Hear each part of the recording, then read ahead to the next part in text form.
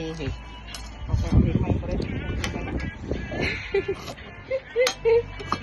จับมือแจ่มไหมคะแจ่มไหมโอ้ขันใหญ่แฮะวัดไม่กินเลยกลมผักกลมเลยคำพองเหยนะข้าวพองประเดี๋ยวนู้นยกคุยแถว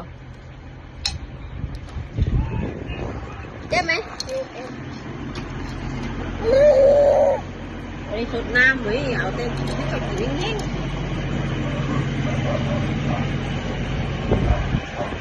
เขาจะชอบกินอะไรอีกอ่ะโอ้มาจะยอดเลยปะเนี่ย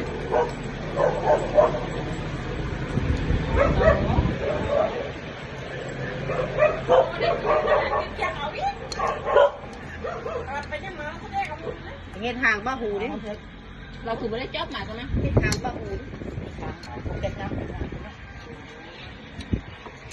จอบเราเด็ดดูกันนั่นถูก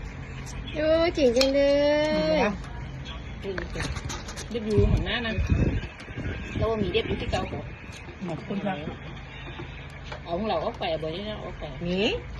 บ่เราบอกเราแล้วไว้ผู้ที่ดีนั่งเราแล้วก็เอาไว้พวกไหนนะ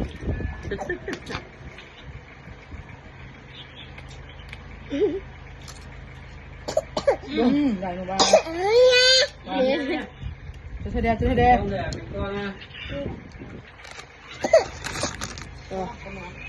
ให้ผลน้อยมาดิตา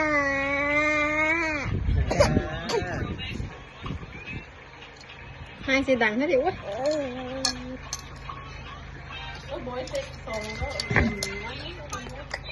แย่มีได้ส่งนึงนะ